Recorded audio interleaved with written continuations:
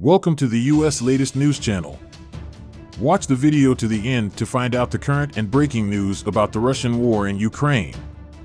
The aid bill of $12 billion, which will be given to Ukraine only within the scope of the government fund that has entered into force on a short-term basis, has been approved by the United States. According to media reports, it was said that the approval process took place on Friday. The information contained in this bill also began to appear gradually. It was learned that 230 people voted positively and 201 people voted negatively in the voting held for the purpose of support. The United Nations Secretary General, who made statements about the Ukrainian-Russian war, also focused on the issue of annexation during his speech. He condemned the attacks carried out by Russia and said that the world is moving in a dramatic direction with this war. At the same time, the illegality of the attacks carried out by Russia, he noted, also does not comply with UN requirements. He said that Russia, one of the 5 permanent states on the Security Council, should be more careful to ensure the necessary conditions. Guterres continued his statements with the following words. He is jealous of the work done by Russia on the rights of the regions located within the territory of Ukraine and cannot be found appropriate when examined from an international point of view, he said his words. At the same time, he also expressed Russia's opposition to all the necessary international rules. In his statement, Guterres said that work is being done to protect the territorial integrity of Ukraine. He made statements about the fact that the referendums after the Russian invasion took place during the war and were not included in the constitutional framework of Ukraine.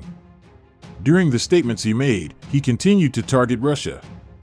He said that due to the aggressive attitude displayed by Russia, the negative progress of the global economy may continue, and Russia should take a step back in order to get out of this situation.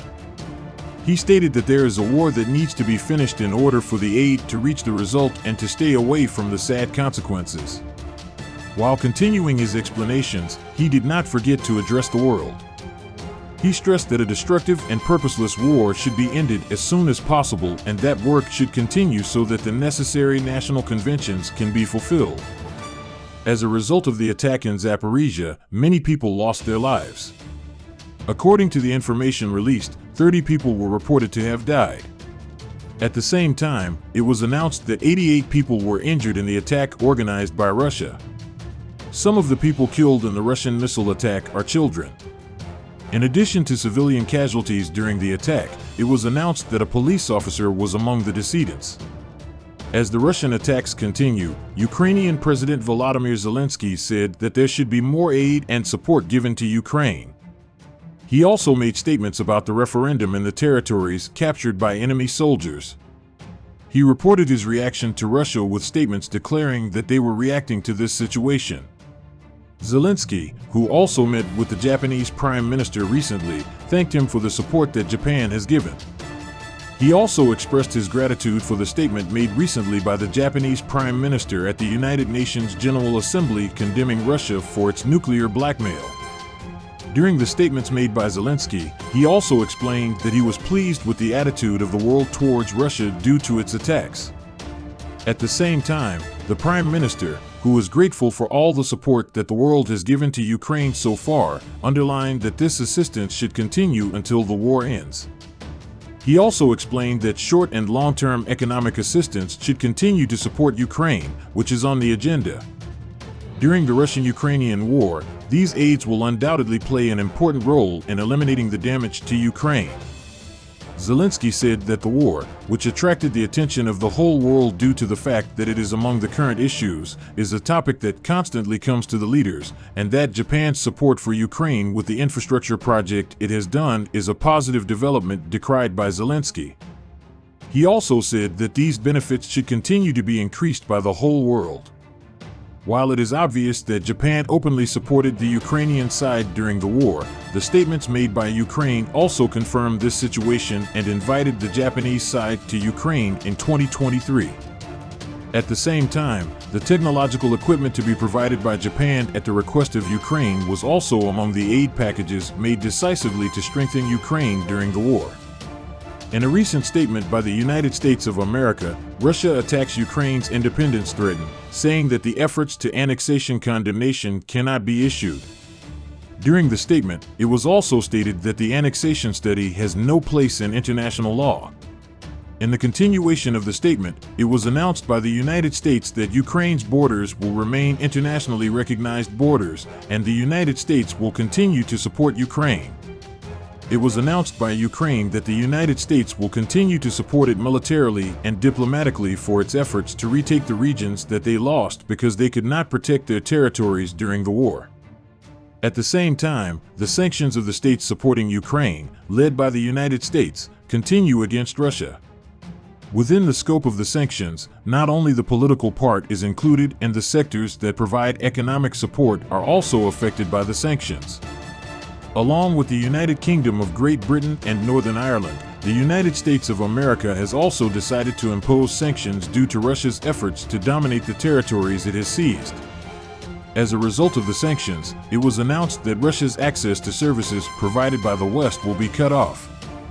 The head of Russia's central bank was among the sanctions decisively imposed in this context. As a result of the sanctions, it was decided to block the travel of the head of the Central Bank of Russia and freeze the assets belonging to him. Similarly, the assets of many businessmen and politicians were frozen. Sanctions on people and institutions that support Russia, especially businessmen and politicians, continue in the same way. Over the past day, air defense missile actions of the Ukrainian Air Force have destroyed a Russian Ka-52 helicopter and 3 unmanned aerial vehicles. According to leading news agencies, the relevant statement was made by the Air Force Command of the Armed Forces of Ukraine on its official social media accounts. The Air Force air defense missile actions that took place on September 30, 2022, destroyed the Ka-52 helicopter belonging to the Russian military unit and unmanned aerial vehicles located at 3 operational strategic levels, the text of the review notes. October 24, 2022 to October 1, 2022, it appears that Russia's total war casualties in Ukraine have reached almost 60,000 soldiers.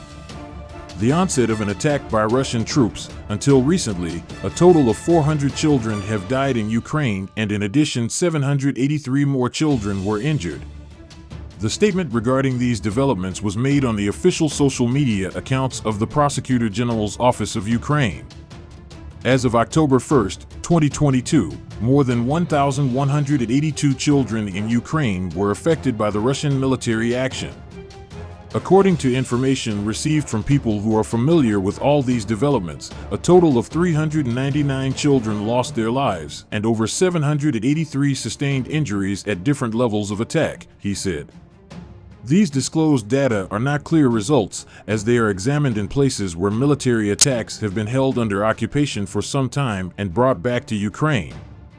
Currently, the most fatalities in Donetsk, 402, Kharkiv, residential Byrams, 232, Kiev region, 116, Mykolaiv region, 75, Chernihiv region, 68, the Luhansk region, 64, Kherson region, 55, Zaporizhzhia region, 50, and Dnipropetrovsk, 29, is attracting attention as.